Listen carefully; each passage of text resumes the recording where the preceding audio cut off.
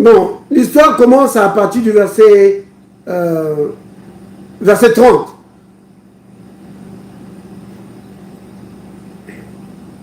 Vous connaissez l'histoire du bon samaritain, n'est-ce pas?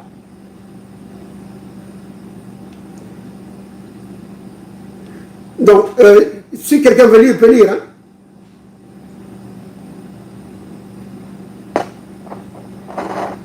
Je vais lire.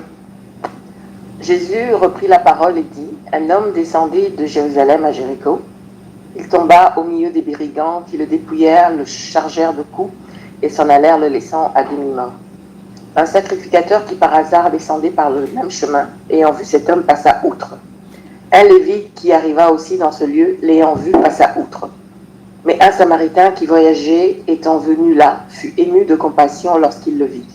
Il s'approcha et banda ses plaies, en y versant de l'huile et du vin. Puis il le mit sur sa propre monture, le conduisit à une hôtellerie et prit soin de lui.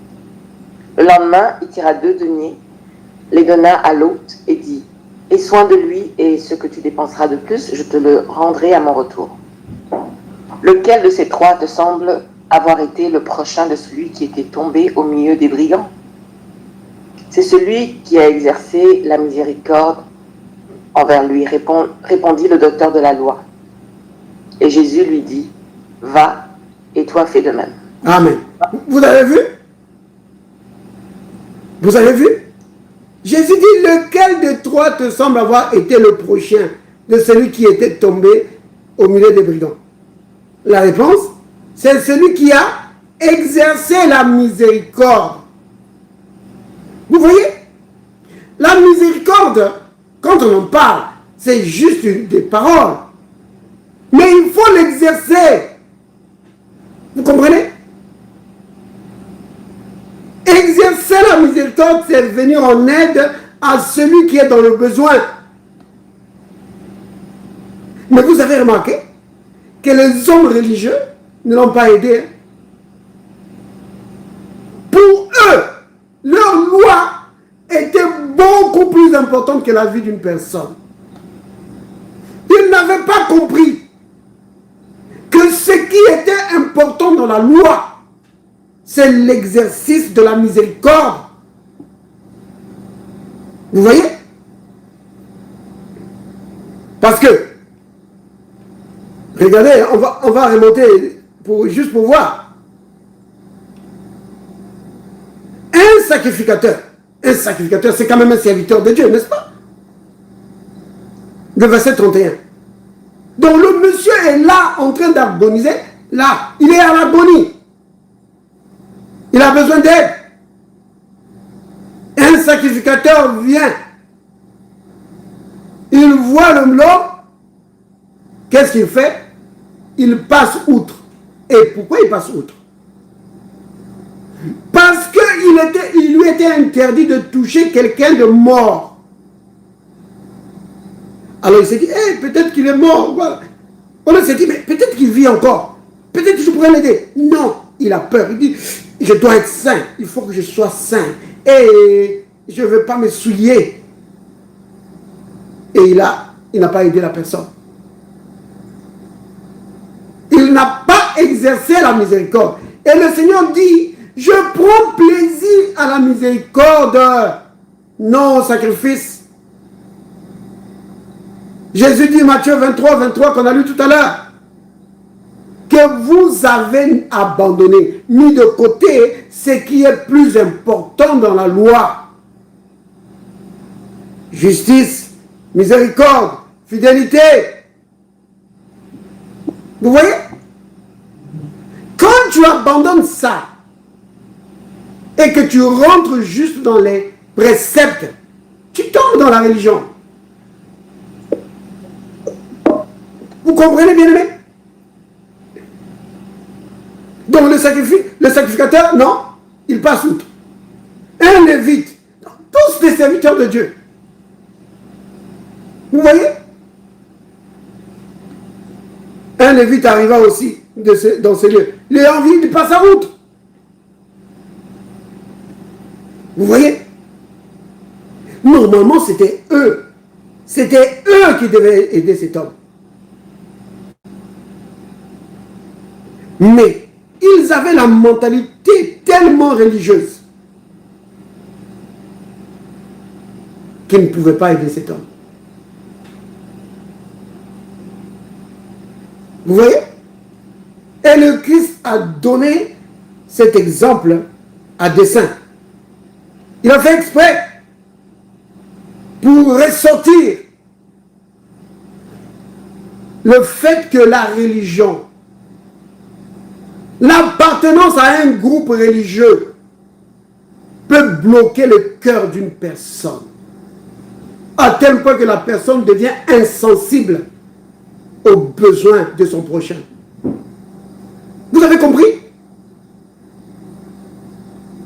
L'appartenance à un groupe religieux peut bloquer le cœur d'une personne de telle sorte que la personne devient insensible aux besoins de son prochain. Oui. Il va être prêt à combattre l'autre jusqu'à la mort. Il oublie que c'est aussi un frère, même s'il ne voit pas les choses comme moi. C'est un frère. Mais il va le combattre. Ils vont s'injurier, ils vont même se battre au nom de leur croyance. Comme ces gens ici, ils ont tué Jésus parce qu'il n'était pas de leur groupe. Vous voyez? Leur religion avait vraiment cautérisé leur conscience. Et leur cœur était devenu prisonnier de leur religion. Aucun sentiment de miséricorde, aucun sentiment de bonté, de compassion, rien du tout. Crucifiez-le. Vous voyez bien aimé? Mais regardez cet homme, le Samaritain, verset 33. Mais un Samaritain, donc c'était même pas un juif. Un Samaritain qui voyageait, étant venu là, regardez, qu'est-ce qu'il y a? Il fut ému de compassion. Il fut ému de compassion. C'est ça qui manquait à ces sacrificateurs, à ces lévites. Il leur manquait ça. La compassion, la miséricorde, la bonté. Regardez les chrétiens d'Éphèse. L'apôtre Paul devait leur écrire pour leur dire: soyez bons les uns envers les autres. Soyez bons. Pardonnez-vous mutuellement. Parce que c'est ainsi que Dieu vous a pardonné en Christ. Vous vous souvenez?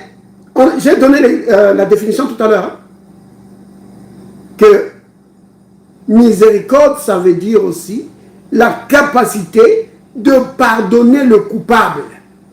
Vous comprenez? La capacité de Dieu de pardonner le coupable.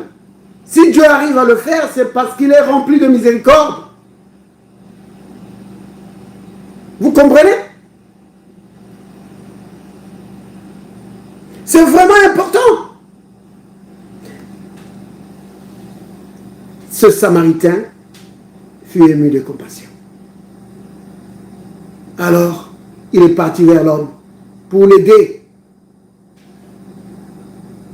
Oh, bien-aimé, compassion, miséricorde, bonté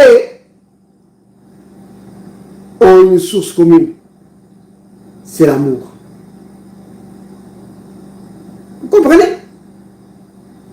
C'est cela. La vraie vie chrétienne, c'est ça. La vraie vie chrétienne, ce n'est pas les versets, les disputes de doctrine, que nous sommes dans la vérité, que nous... C'est zéro ça.